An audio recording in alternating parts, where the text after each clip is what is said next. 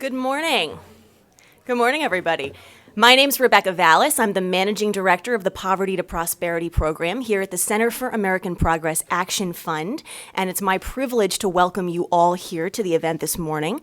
When Donald Trump released his budget last month, many in the media and in the Republican ranks of Congress declared it dead on arrival. Sure, they said, Trump wants to cut Medicaid by half, eviscerate environmental protections, break his promise not to cut Social Security, and funnel jaw-droppingly massive tax cuts to the wealthy and corporations. But Congress will never go along with that. Well, guess what? Trump's scorched earth budget is about to rise from the dead in the form of the Congressional Republican budget, set to be released any day now. While the GOP's quest to take health insurance away from some 23 million Americans has moved to the Senate, and every day it seems a new shoe drops in a Russia investigation that puts even the raciest Tom Clancy novels to shame, House Republicans have quietly been drafting a budget that eviscerates nearly every program and policy that matters to everyday Americans. A budget that, like Donald Trump's budget and like the Republican health care bill, is nothing more than a Trojan horse for massive tax cuts for the wealthy and corporations. And they're poised to try to ram it through Congress using a process that won't require a single Democratic vote. But the progressive community and Democratic leaders in Congress are not standing by letting this happen.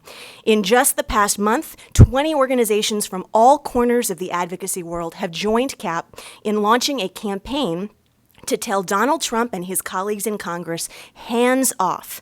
Hands off our health care, our Social Security, our education, our clean air and water, our civil rights. Millionaires and corporations don't need more tax cuts. And today, we at the Center for American Progress Action Fund are honored to have with us 4 of the leaders in Congress who will be standing up for everyday Americans throughout the upcoming budget fight. Congressman John Yarmuth, whom we are so lucky to have at the epicenter of so many timely debates in Congress in his position as ranking member on the House Budget Committee. Even as co-founder and co-chair of the Congressional Bourbon Caucus, I'm told one of his proudest accomplishments is the enactment of the Runaway and Homeless Youth Act, which provides essential resources to social service providers.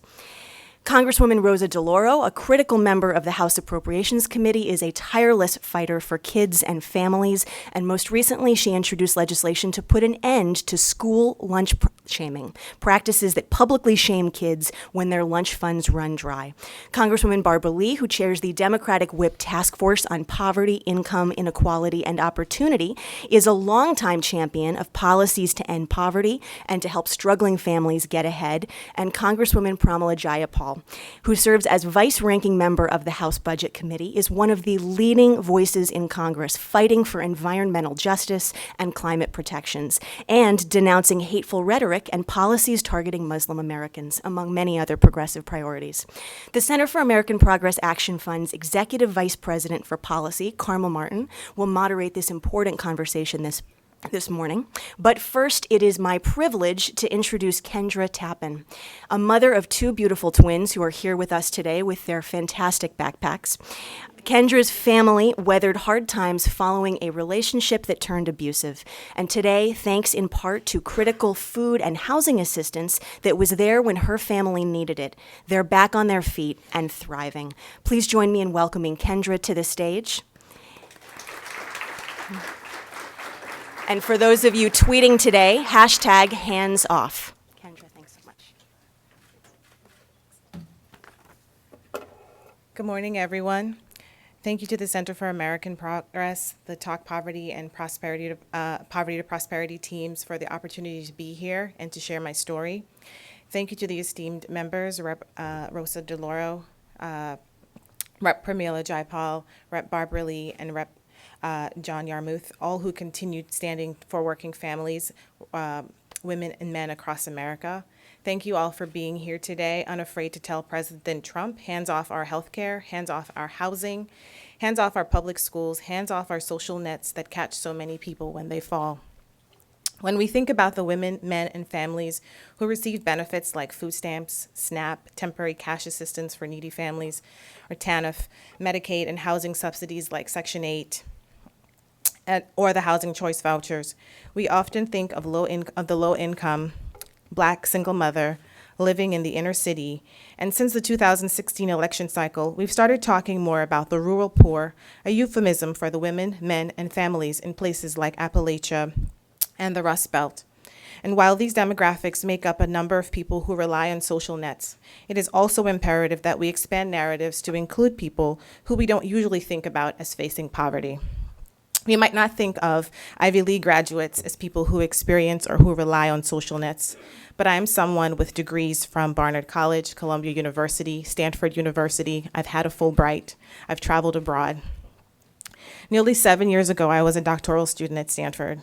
Like many 20-somethings, I had something of an existential crisis, questioning my worth, my ability, and whether or not I belonged like a place like Stanford. Today, we call that sort of worry imposter syndrome. And I worried so much about being good enough during my classes that I often sweated until my clothes were soaking wet. I was the first person in my family to first go to college and to finish and to go on to graduate school. My family simply did not have a frame of reference for what it was that I was trying to do, and so they could not be supportive in the ways that I needed them to be. I took time off, and I found myself in a bit more of an existential quagmire of an unhealthy and abusive relationship. I imagine some of you listening today might have gone to graduate school yourselves, so you know that graduate students, unless they're dilettantes, don't have a ton of money. When I became pregnant, the time was supposed to be joyous, quickly turned sour when my partner went out with a friend one evening for a drink and never came back, neglected to pay 3 months' rent, and took with him all the money I had in savings, my possessions, except for a stick shift golf that I drove, taught myself to drive actually, and boxes upon boxes of books. That's all I had. As a pregnant woman expecting twins, my 2 spectacular daughters are here today, really, and they really have been such a gift for me.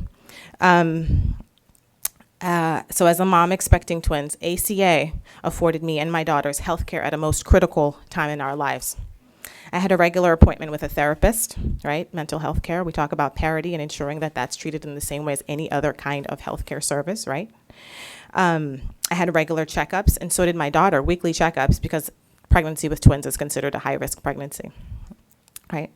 Like the ACA, they celebrated their 7th birthday this year. My girls were born healthy at 39 weeks, which is almost unheard of in some places, but they're born healthy at 39 weeks. Wonderful APGAR scores and have done well and thriving, have learned 3 languages, right? And they're barely age 7. They know French, Spanish, Mandarin. They're fabulous.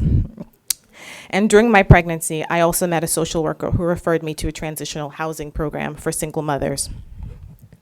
I was able to move in when my daughters were 5 months old, and there I met other moms. In fact, there were 37 other moms with children living in this same program, and all in varying stages and circumstances of their lives. The day I moved in was a cold and blustery fall day. I had few winter clothes, and I remember the air just boring through the sweater, the thin sweater and jacket that I wore. All I had in my possession was an air mattress, a pillow, a blanket, and my 2 babies, of course, and, as I already said, lots and lots of books. The next morning, I went outside for a walk to clear my head. As an undergrad, I rode crew at Columbia, and there was something I always find very magical and sobering about the crisp morning air. So I went for a walk, and I took my 2 babies. And as I came back, I started crying, thinking to myself, how was I going to make it with these 2 children? How was I going to find a job? Who was going to pay me with such a high need, right? I have young infants by myself. Who was going to pay me a salary a living standard salary that I could take care of my family, and that I could make sure that my children had childcare, because we all know that childcare is so expensive. And yes, would I ever go back to school? The weight of these questions were so heavy that I began sobbing and eventually doubled over the stroller that I was pushing. The deputy director of the program where I lived saw me and stopped to ask me how I was doing. We walked together, and though I am most people that know me know that I'm a very private person, this is a very new undertaking in my life to stand up here today to share this story with you all. And I felt deeply embarrassed by my circumstance, right? How do you go from a Fulbright and living in South Africa and Ghana and London and Stanford and Columbia, right? How do you go from there to living in transitional housing with 2 infants on your own and relying and needing social assistance, right? So this woman walked back with me, and I began talking to her, and she came into my apartment, and I was so embarrassed because all I had was an air mattress on the floor and a blanket and my babies, right? And she just shrugged it off, and she said, when my husband and I got married and we started out, all we had were very few things until our family spared us old furniture they owned. And she made me feel better. And she volunteered to hold my daughters while I showered and I ate. And in that moment, I had to admit that I had nothing to eat, right? I had breastfed my girls that morning, but all I'd had was some water. And she quickly left me and my girls, and she came back with a peanut butter sandwich and a glass of warm milk. And the other staff members who were there collected whatever small groceries they had in the office and around, and they brought me some food to get me started. And she also sat with me, and she showed me how to apply for SNAP, right? And she explained to me how it worked. And those other staff members took turns holding my babies. And over time, I began establishing relationships with them and the other women in the community where I lived, and began growing what I call growing a village for my daughters, which is work that I do every day, right? When there is no village, when there doesn't exist, you grow one. And so that is work that I continue to do for my daughters every day. Transitional housing wasn't just a roof over our heads, but it was a safe and secure place to get settled, establish roots, and raise my family. Food stamps were critical, not just during my pregnancy, because we know that's such a high need time, but also for my children over the course of their lives. We've also benefited from subsidized housing, from TANF, and of course the ACA. And we spent a year, when we moved out of transitional housing, I was in a position where I didn't need any social nets at all, though I did apply for subsidized housing, and it took a year on a waiting list just because there isn't enough. And there are families who spend a year, 3 years, 5 years sometimes, waiting for affordable housing. There just simply isn't enough, and people are spending 30, 40, 60% of their income when HUD says 30% is a good number, right? So we waited, and we eventually moved in to a subsidized apartment, and we can walk to the library. My girls really are big fans of reading, so we can walk to the library, we can walk to school, we can walk to the grocery store, I can walk to the metro, and my children can play outside with their peers, and I don't have to worry that it's a good neighborhood or we're close or whether or not we have access. And though our lives have changed such that we no longer rely on social nets, these programs are vital for many people's lives. They've been vital for mine.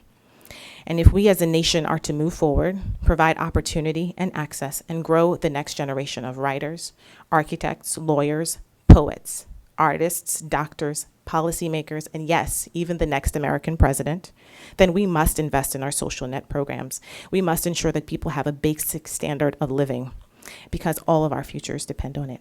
Thank you so much.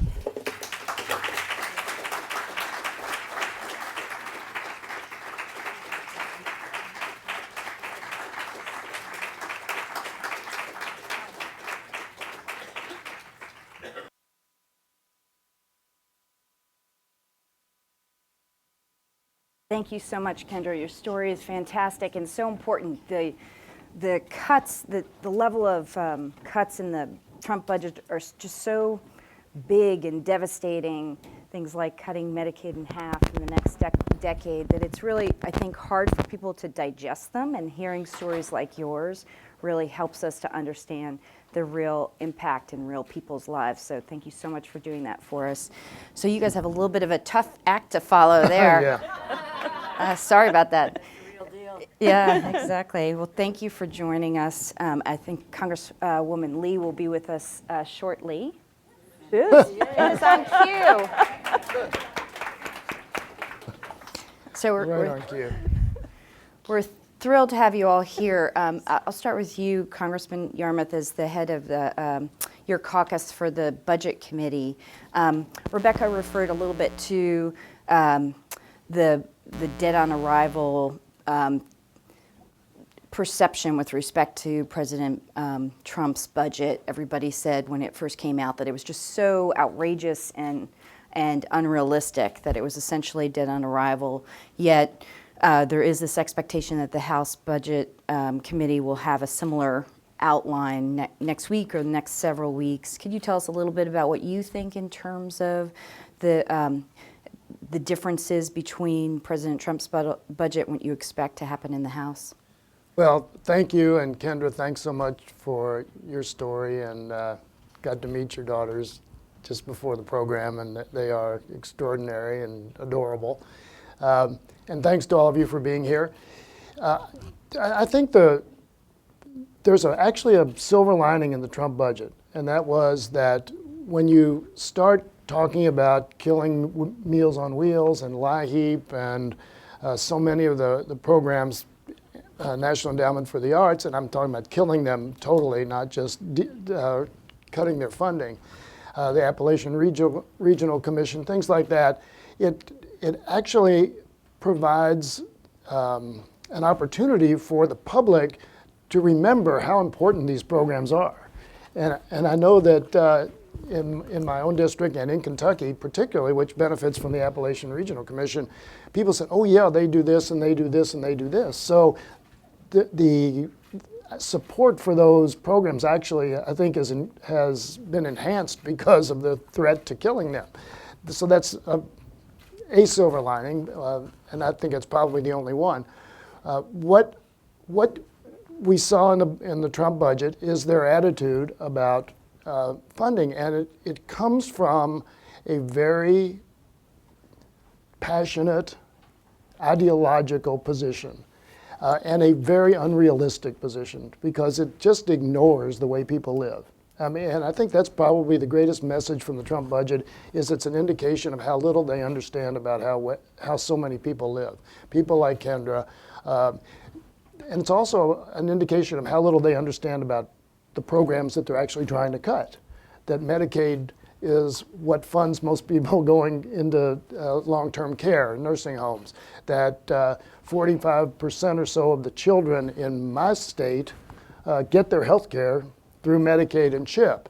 And so the ignorance, I think, that this budget reflects is really astounding. And of course, the fear is that much of the same philosophy will seep into the Republican budget, if there is a Republican budget. We're still unclear as to whether they're actually going to be able to get their act together and put one forward. But we've seen the act before. I've been on the budget committee, this is my 9th year. We've seen every one of Paul Ryan's budget. Paul Ryan's budget was considered so heinous back in 2012 that when he was vice presidential nominee, that Romney had to disavow it. And last year they wouldn't even bring it to the floor because they didn't want to put their members in the posture of having to vote for something that was so draconian. So again, we'll go through that exercise, and it's sad that this is the majority in Congress right now, and that's the attitude they have about not just investing in people, but making the kinds of investment that are absolutely essential for us to have a foundation for an economy that will take us into the future, whether it's infrastructure, whether it's research, innovation spending, as well as the human investment that we've talked about already. And if they are able to be successful and get a budget passed, that's really just the beginning of the process. Congresswoman DeLore, you're on the Appropriations Committee.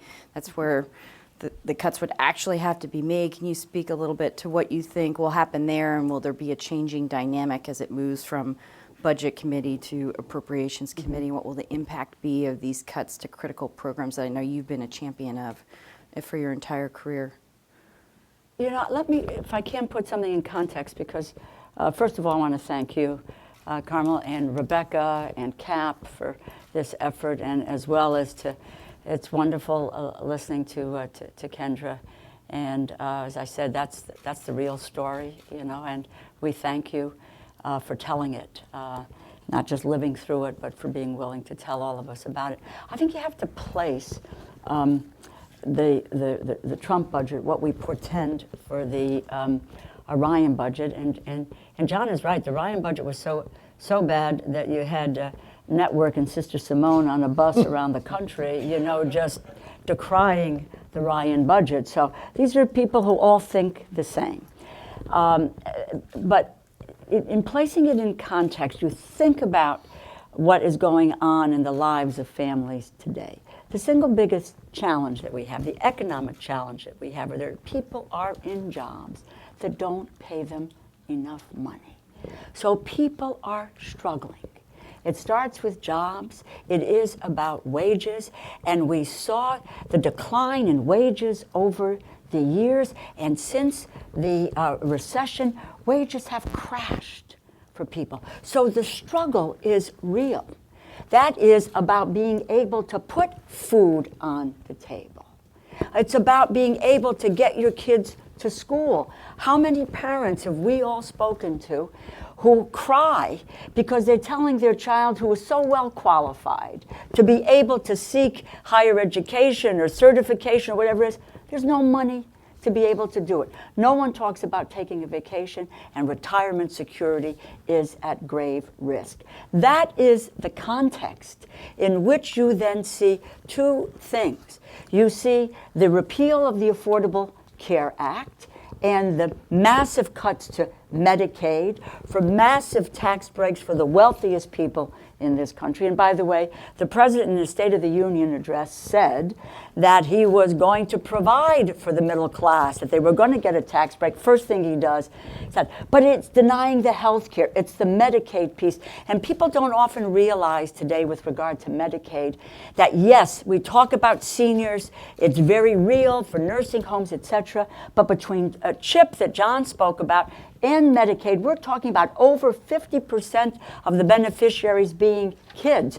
CAP put out a program, and I'm going to do an event on this, which talks about disabilities and youngsters on disability in Medicaid. And there will be nowhere to go if your child is disabled, and we're going to put them at grave, grave risk. So that budget, and let me make a reference to it was Henry Aaron who just put out a piece today, June 12th. Don't be fooled. Trump's budget proposal is very much undead.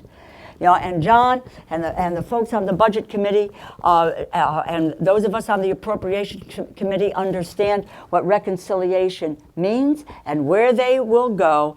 And we are going to see the potential for this budget to be translated into a win. But there you get massive cuts in Social Security. You're going to get, as I said, Medicaid, and between what they do in the Affordable Care Act and repealing the Affordable Care Act and what they're going to do with this budget, it's over $1 trillion in a cut to Medicaid. The SNAP program, $193 billion. In a cut to the SNAP program. SNAP is the most important anti-hunger program we have in the United States. And I know from the Appropriations Committee, because that's where you started, that Barbara and I sit on, where the programs that we deal with Labor HHS, and I deal with the Agriculture Subcommittee as well, is they are hell-bent to cut the heart and soul out of these programs, that social safety net, which is about putting food on the table, which is about health care, which is about making sure that there's meals on wheels, about a LIHEAP program. Those programs, which for over 40 years were crafted by Democrats and Republicans, because when they realized that we had a serious problem in this country, that while we may have different approaches, we had to address it. That was McGovern, that was Dole, that was Hatch, that were others in terms of the child tax credits. They said, let's go forward. This is where it's going, because they don't believe, as John pointed out, that government has a role to play in people's lives. This is their moment to dismantle all that has been put together over the years to provide people with the opportunity when they are in difficulty, that there is a place that they can turn, and it is to government where they can turn. But we're not going to let it happen. None of us here are going to let it happen. Mm-hmm. Congresswoman Jayapal, I know you have to leave early, so I want to make sure to get your perspective in on two issues that I know you work a lot on, which is the impact of the budget on women, but also, as Rebecca mentioned earlier, programs that are designed to protect our air and water, EPA cut by 1/3. Yeah. Well, first of all, thank you so much. And Kendra, your story was amazing, and I really believe that we build our mountain of resistance one story at a time. And to your girls, boy, are you lucky to have such an awesome mom. Yeah. I think that is really wonderful, because part of what we have to do is break down the stereotypes that are there about who's affected, I think this budget affects everybody, rural, urban, poor, middle class, working class, women, men. I mean, this is a budget that will destroy our economy, frankly. And I think I wish it were just ignorance in a way, because that implies that maybe you could teach a different way forward. But I really think that this is a planned Malicious. takeover of the country by the wealthiest. And I think that that's really what it is, because if you look at what we're trying to do, this is what Steve Bannon has had in mind from the very beginning, which is completely destroying all the different pieces of government that operate to serve the people and to bring equality and equity to the country. And so looking at the EPA, it's the biggest cut in the budget, 31% cut to EPA. And I think we should rename the EPA the Agency for Clean Air, Clean Water, and Human Health. Because when you say Environmental Protection Agency, that makes it sound like you're protecting something that's out here. But in fact, what the EPA does is it provides clean water across the country. It makes sure that kids don't have asthma because they're living right next to the highways. And of course, the disproportionate effects of the environmental, of climate change and environmental pollution falls on the most low-income and vulnerable folks. So, but you also look at restoration. I mean, Puget Sound restoration would be cut to zero, but that's true of Great Lakes, it's true of the Chesapeake Bay region. So, you know, the drinking water Long Island systems, Sound. right? Long Island Sound. The drinking water systems in rural areas that voted for Trump would be destroyed in this budget. And so I think that's one enormous thing to keep in mind, is that this budget isn't just about kind of wreaking havoc on people that may not have voted for Donald Trump. This is about wreaking havoc on the people that put him into office based on promises that he made that he was going to take care of working people. If he's going to take care of working people, then I'm not sure why he would cut the Labor Department by 20%.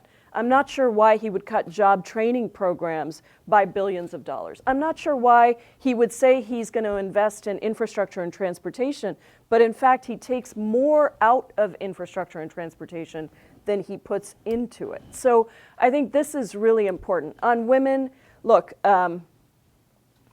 women are disproportionately affected on every level.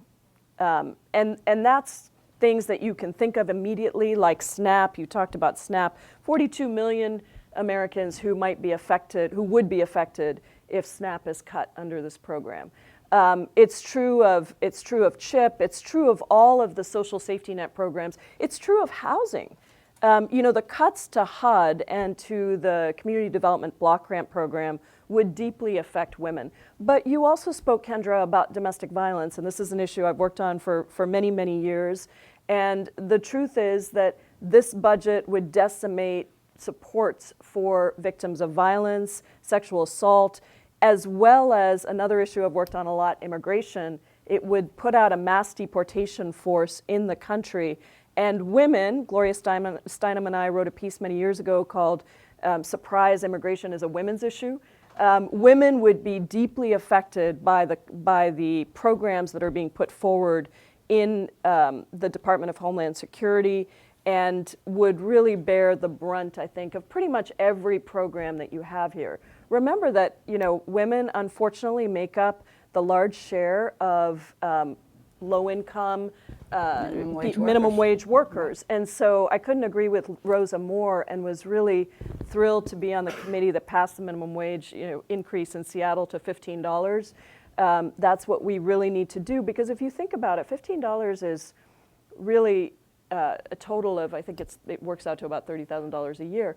Who survives on $30,000 a year? Yet too many Americans today are barely trying to get by on much less than that. So we have, I think, a real issue here. But the question at the end of the day is who benefits from this budget? I think that's what you have to look at. Who benefits from this budget? And it is the people in the top 1%. It is the largest corporations. And that's really, if you look at the $1 trillion in tax cuts, I think I saw some numbers that said 50% of that $1 trillion would go to the top 1%. 75% of that $1 trillion in tax cuts would go to the top 20%. So if you're anybody in the bottom 80%, you're kind of out of luck. And then, you know, the last thing I would say is the student loan forgiveness program, another thing that I'm passionate about. We just got tons of stories from people who are going to be affected by that. One young woman who has a college degree, a master's degree, a JD, is working, serving low-income women primarily in a legal program.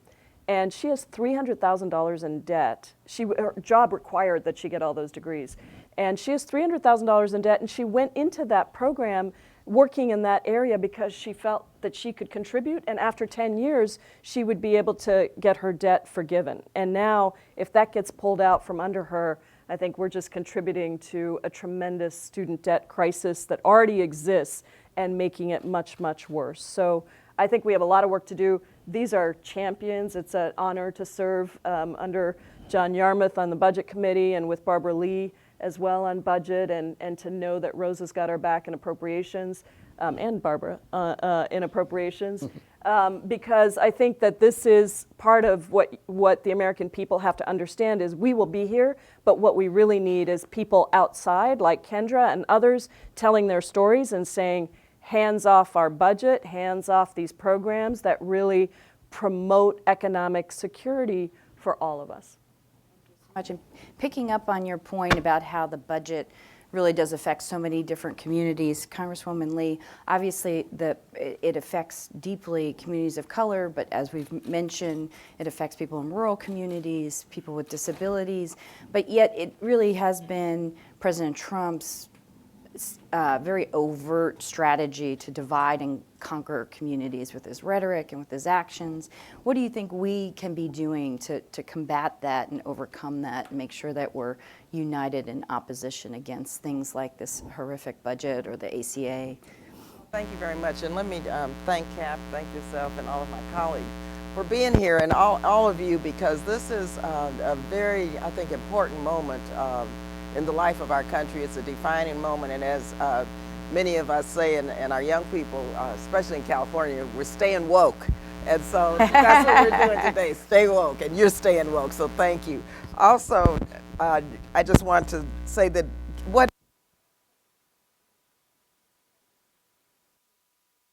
talk about her life, and not just numbers, not just budget cuts, but what these budget cuts really mean in the daily lives of everyone is extremely important, because we're on Capitol Hill. Sorry. And sorry, Congressman, I don't want people to be distracted while we try to get you properly sounded. So sorry. Well done. Hopefully.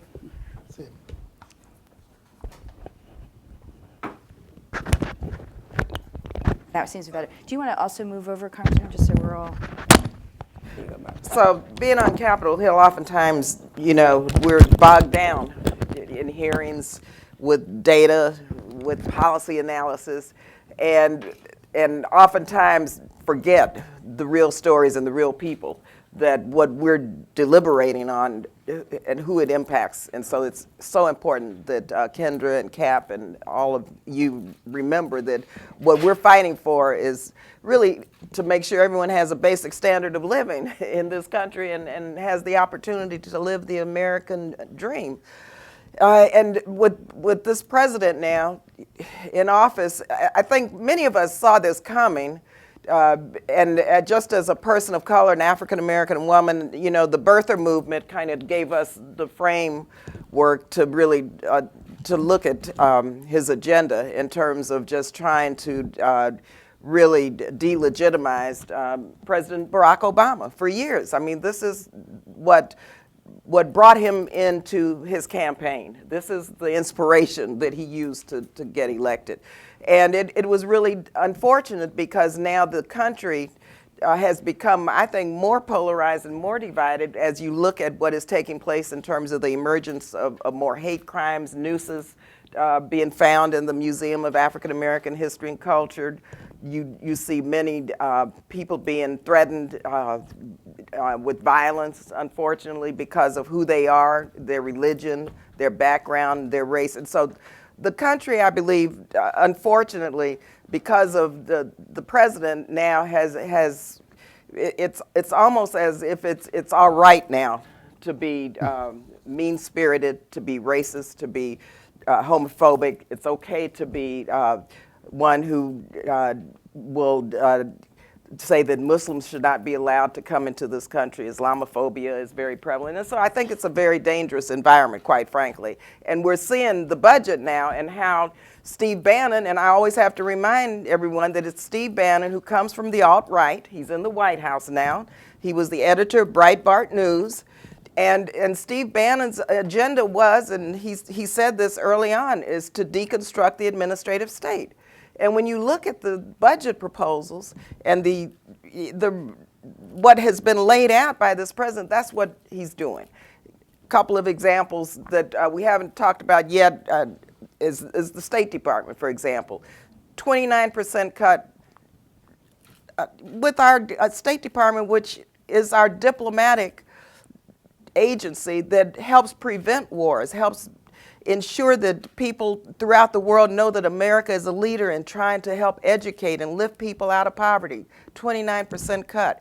When you look at the Department of Education, 13% cut. Public education, the attempts to deconstruct public education now we're seeing by promoting vouchers and privatizing our public schools. And what is mind-boggling is that the cabinet members agree with these budgets. They agree that it's all right to cut public housing or housing assistance by $1 million or more, that it's okay to cut Medicaid, that it's all right to cut the EPA by almost 30%. And communities of color have been disproportionately impacted by environmental degradation, by toxic dump sites, by pollution, lung cancer, asthma are greater in communities of color. And yet the offices and the programs that really speak to trying to mitigate against this, they've been cut or dismantled. When you look at the funding for the disabled, I mean, I was shocked when I learned that Special Olympics was eliminated. That program for disabled children has been zeroed out. That is mean. How low can you go? And so the values that are reflected in this budget are values that, this administration campaigned on, unfortunately, and which is what Steve Bannon said, some call him President Bannon, was their agenda, and that is to really eliminate the public sector and deconstruct the federal government. And it's been people of color who have relied in many respects on our federal government for protection of civil rights. We have in the Department of Education a $1.7 million cut in the Office of Civil Rights. You have within the Department of Labor the attempt to consolidate the Office of Federal Contract Compliance and the EEOC. All of these agencies and the departments need more resources because we know that discrimination is still alive and well in America. And so it's a very, I think, serious and dangerous moment. This budget really reflects the values. And those values, to me, are quite frankly un-American. So thank you very much. Yeah, thank you, Congresswoman. Yes. And at the same time, as Congresswoman Delores said, the whole thing is really a Trojan horse for massive tax cuts for the wealthy. Congresswoman Delores mentioned briefly the reconciliation instructions potential. Could you speak a little bit more to that, Congressman Yarmuth, in terms of what that will mean in terms of their ability to move these cuts through without any opposition? Well, the reconciliation is a process through which the Senate can pass legislation that with only 51 votes, or in the current situation 50 votes, because the vice president would break ties and not have to get the 60 votes normally in the Senate. Now, the Bush budget, the Bush, where did that come from? The Trump. Those were the days, huh? Oh my God. That's right, you missed me now. The Trump budget cuts would come through, the cuts themselves would come through the appropriations process. And so that's not necessarily part of the reconciliation. Right now, that we have written instructions for healthcare reform, basically. So they can pass health care reform right now with only 51 votes in the Senate. Now, they're having trouble getting 50 votes in the Senate, which is a good thing. But what they will use reconciliation for, again, is to get their tax cuts done. And that's where you'll see some of the really insidious effects of the Trump budget. And in the Trump budget, there are, and we will see this in the Republican budget again if they have one, that they use all these gimmicks to make the budget look like it gets closer to balance than it actually does. In the Trump budget, they assume that the Bush, what else? Well, Bush did cut taxes. The Trump tax cuts will pay for themselves, which they never do, never. And in fact, they double count the impact of the tax cuts, because on the one hand, they say the $1 trillion worth of tax cuts will pay for themselves, and then they say the tax cuts will also create $1 trillion worth of added growth. So they're double counting $1 trillion to get to balance.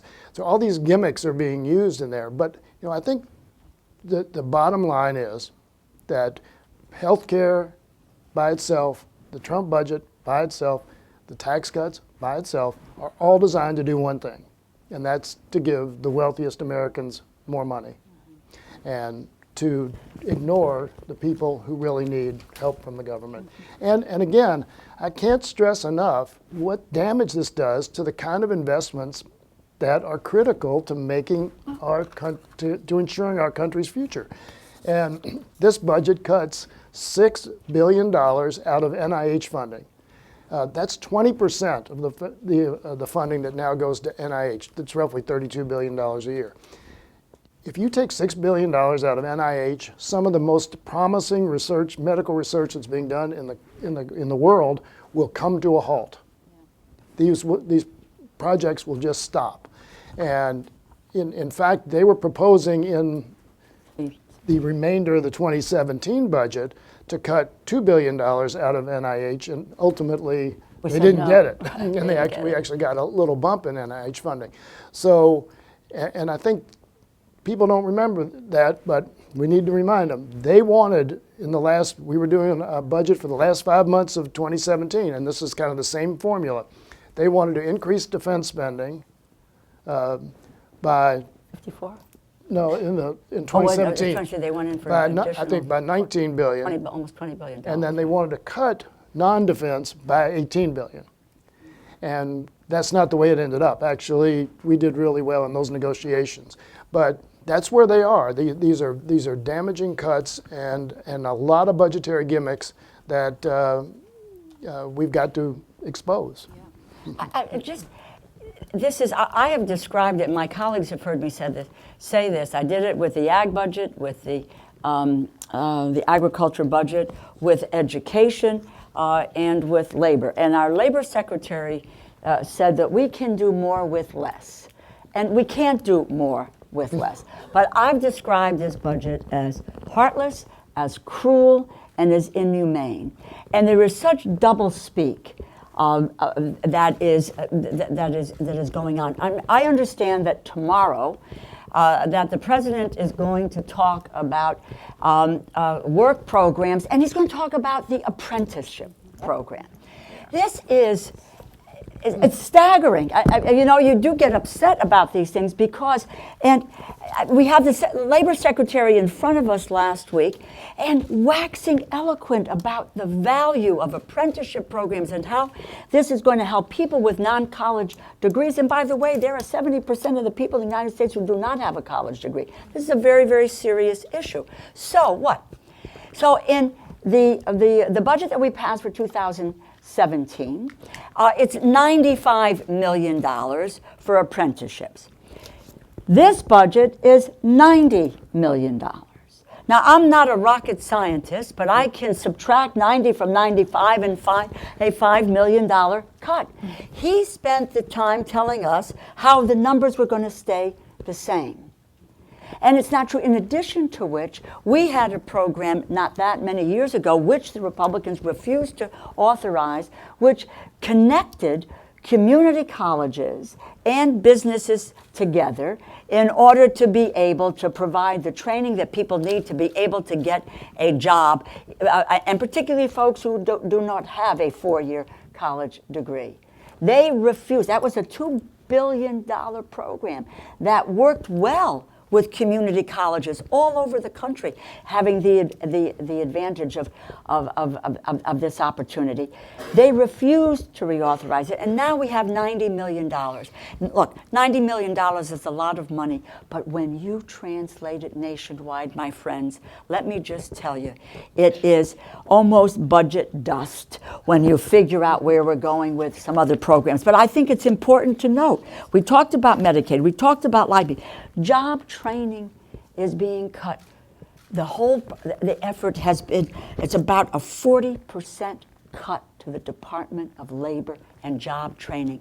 And they will have the temerity tomorrow to get up and talk about jobs for folks. Mental health services, $5.8 billion cut.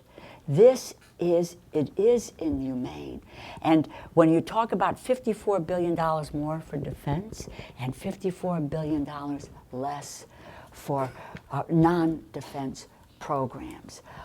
And as Barbara pointed out, we're going to need not just people inside that are going to fight for these programs and fight for a social safety net, which has worked for people over the years.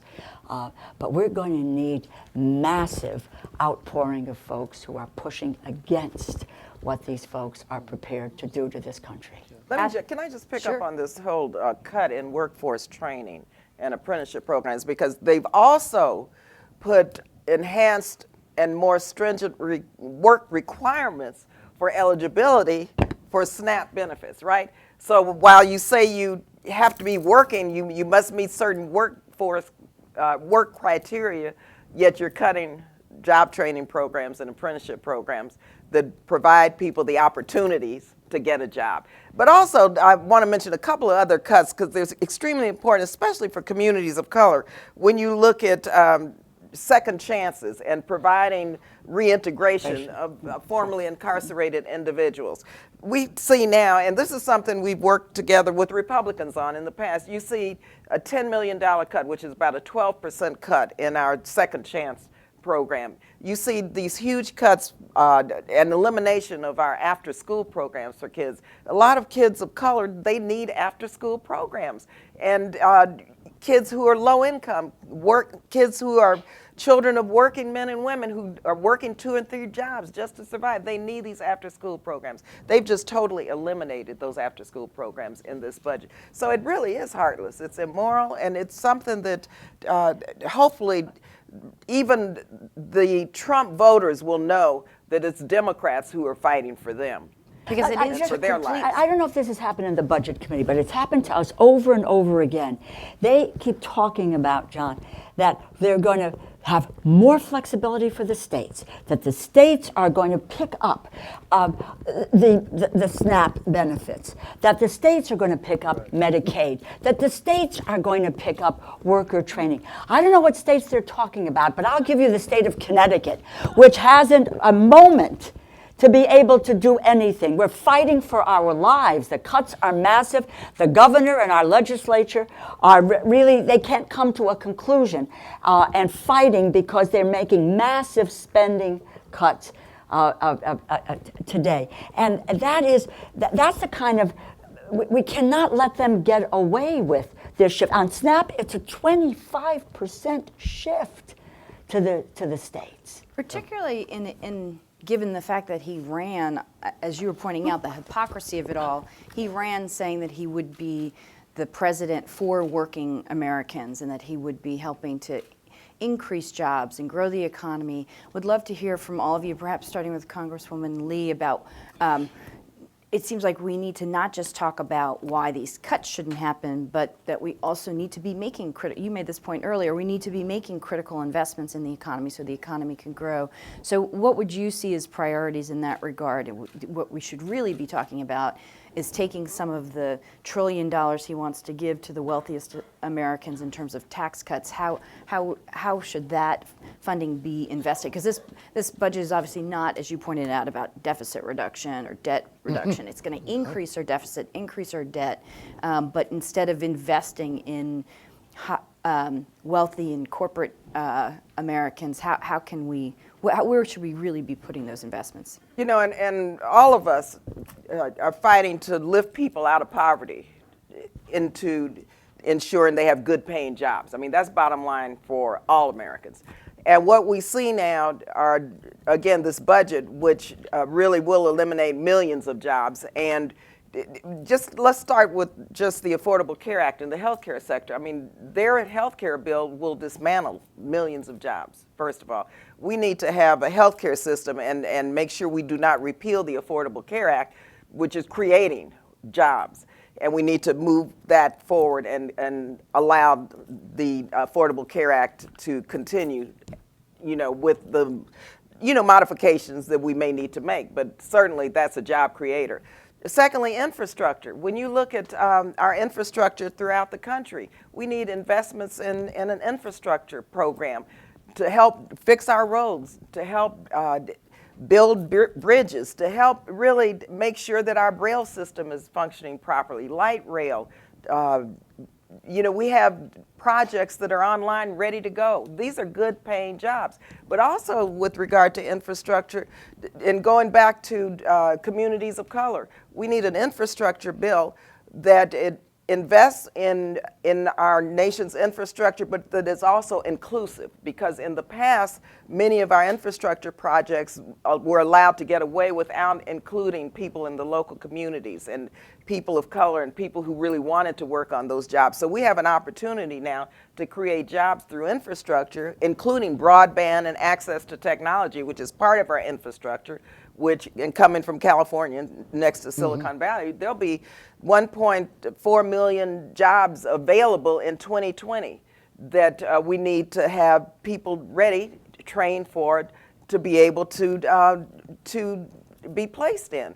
And so we have many opportunities if, in fact, this administration were really committed to job creation and to economic security and economic opportunity for all, and they are just not. They're looking out for the millionaires and the billionaires, the corporate sector, and also they're looking out, really, when you look at a strong national defense, I support a strong national defense. I'm the daughter of a veteran. I know what national security really means. It's very important. But when you're looking at a $54 billion increase, wars that are unfunded, no national security strategy, and when you're looking at the fact that the Pentagon still has not been audited, you're looking at billions of dollars in waste, fraud, and abuse that could be reprogrammed and used to create jobs for American workers and for people in our own country. Yeah, Barbara's, I think, covered most of it, but that, and particularly with regard to broadband, I'm just giving you an example of what's going on in the world. Google has come into my community of Louisville and has made a proposal, and they're offering to do it. They're going to wire a lot of areas of my city with high-speed broadband, and it's right in the lowest income neighborhoods. It's a phenomenal thing for our city. The Koch brothers are fighting it, saying the government shouldn't, now this is local government is involved, local government shouldn't be involved in it. That should be strictly a private sector thing. Well, it's really not costing our government anything, but it's this ideological opposition to government. And one other thing that I would add, there is so much potential investment in job creation in the energy field, renewables. We are so far behind other nations, particularly the Chinese, in this, and there's so much opportunity in this. We've actually seen a lot of it coming through the Recovery and Reinvestment Act. A lot of the investments that we made in the energy sector are actually paying off now, and we now have hundreds of thousands of people working in those fields, and they're all growing, wind and solar. And we need to continue to make investments in research and in incentivizing the development of those those opportunities. I would just add to what my colleague said. By the way, a footnote on infrastructure. It would appear that the direction that it's going in is about privatizing infrastructure, and then there will be no public investment, it would look like, into infrastructure, but rather we would be giving tax breaks to wealthy investors. The couple of areas that I would add, I think the $9.6 billion cut in education is, as I keep repeating, is just heartless. Education has been the great equalizer in this nation. It used to be that education was only in the purview of the wealthy. But fortunately, through the years, with good people, whether it's Pell Grant or other financial institutions, we have made it possible for the sons and daughters of working families, of low-income families, to be able to get an education in order to be able to realize their dreams and their aspirations. We need to invest in education at the earliest possible moment. Our investment in early childhood education is critical. And interestingly enough, in the budget, all programs connected with literacy have been eliminated. We send money overseas for literacy programs because literacy is a mark of a civilized society, and yet we are cutting off those areas for children and for adults. The second area that I would include is something I believe other countries have engaged in, and it works, and that is child tax credits, earned income tax credits, those income supports. And we have introduced legislation that talks about a young child tax credit, because it's those families that are most at risk, who are the poorest in this nation. This budget, instead of investing in child tax credits and in the earned income tax credit, cuts about $40 billion from those programs. This is income support to families. And the other piece is the work-family balance. So we've all talked about families going paycheck to paycheck. They don't have enough money. So that if you're looking at a child tax credit, an earned income tax credit, that's helpful in terms of that income support to that family. If you talk about paid sick leave, that is helpful. Almost half of the people who work in the private sector today do not have one single paid sick day. I was on the train coming in. I take the train. This was an Amtrak employee. Not a conductor, but an employee. And we got to talking. She has not one paid sick day. And it's staggering. So that the investment in the child tax credits, education, is so critical to making sure, and work-life balance, child care, which all of us know, $15,000 to $18,000 a year is out of sight. Families can't afford it. These are the areas in which we ought to be making investments for families. And I'll just end with this, because it's been so important to me over the years, is hunger. And there is hunger in the United States. 1 in 7 do not know where their next meal is coming from. 1 in 5 children don't know where their next meal is coming from. And Robert Kennedy said that in a land of abundance, poverty is evil.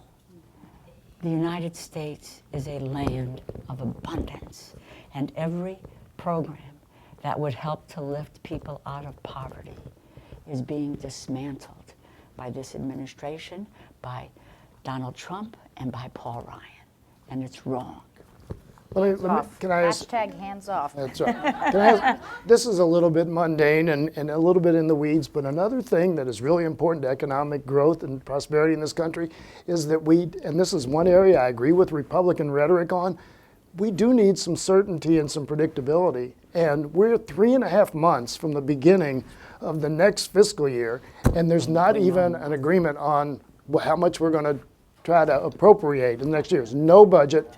And this has been consistent. We're operating essentially on continuing resolutions month to month. Can you imagine trying to do an infrastructure project if you don't know whether your appropriation for the next year is going to be there? You don't do infrastructure projects in 3 months' time. They are multi-year things. And so much of what we do, the tax, many of the business tax provisions that they expire every year, Yeah. and we have to have an extender every year. There is so much unpredictability, and whether it's the tax code or whatever else, and we really need to get The more cost sharing. organized, better The cost organized. sharing on insurance. Cost sharing, The yeah, cost another sharing example. on insurance.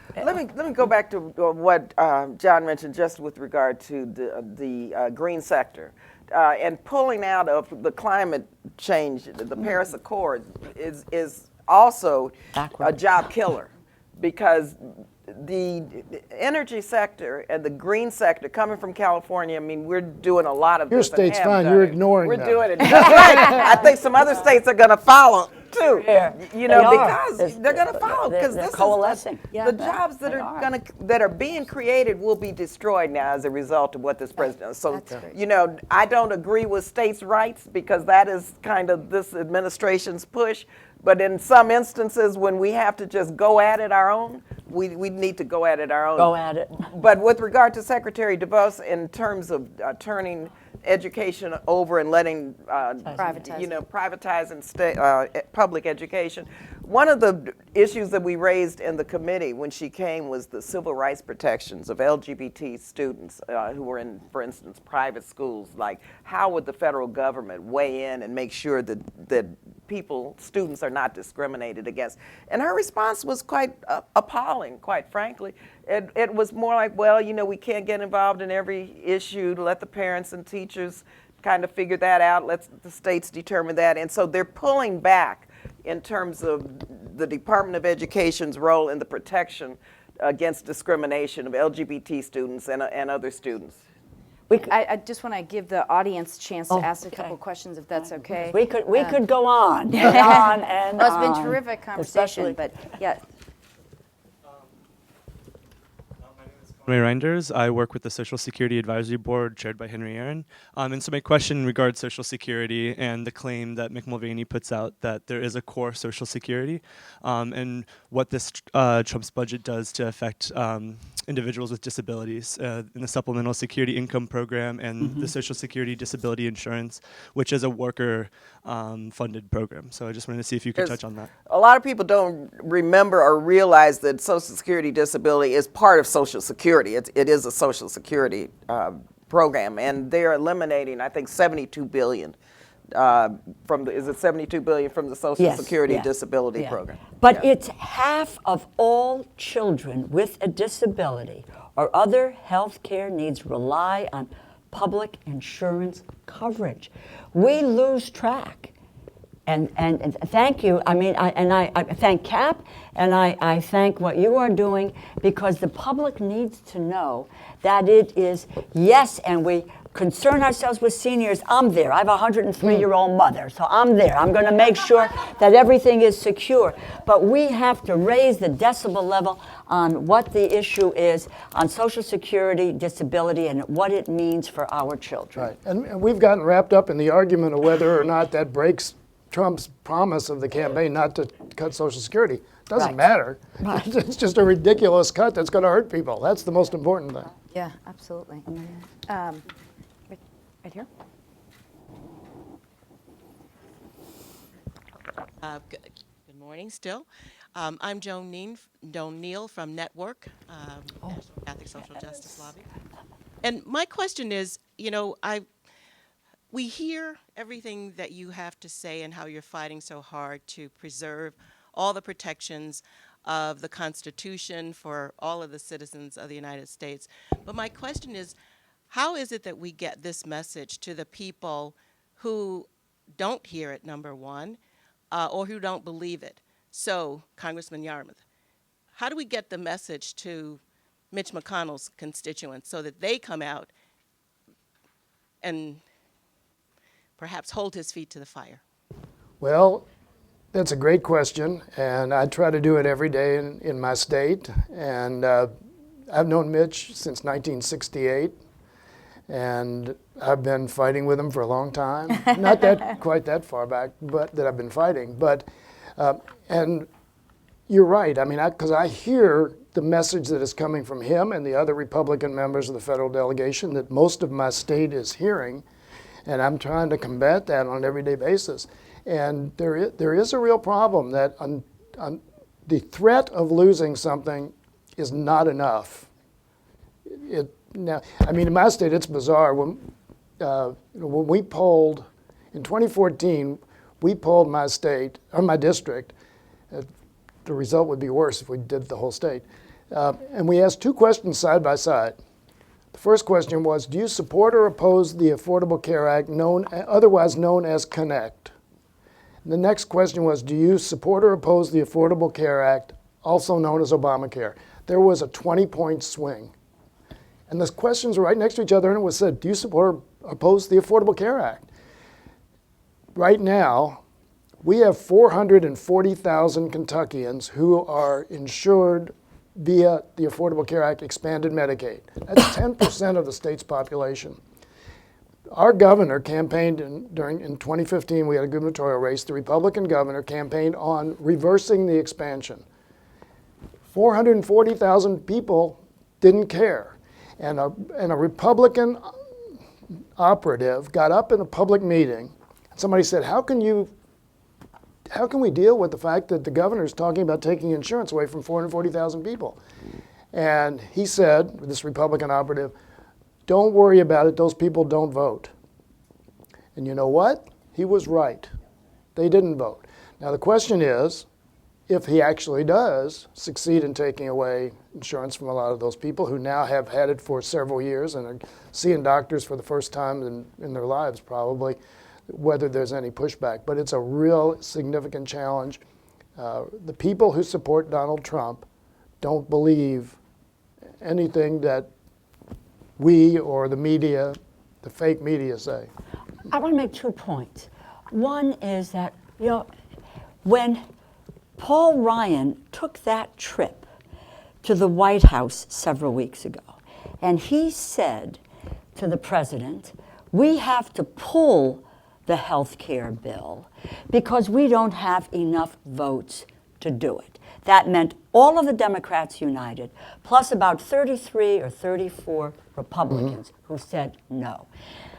That happened not because we made it happen. It was because when rhetoric went to reality about the loss of the Affordable Care Act, the public was on its feet.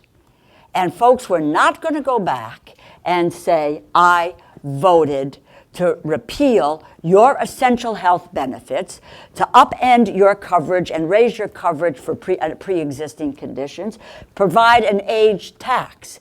Now, yes, they came back, you'll tell me, but that was not about health care at all. It was just cobbling together people that they could buy off to say they did it. What we do have to do, though, and this is of concern to me right now, is what is happening in the Senate. We have to have that same massive outcry so that this gets killed in the Senate.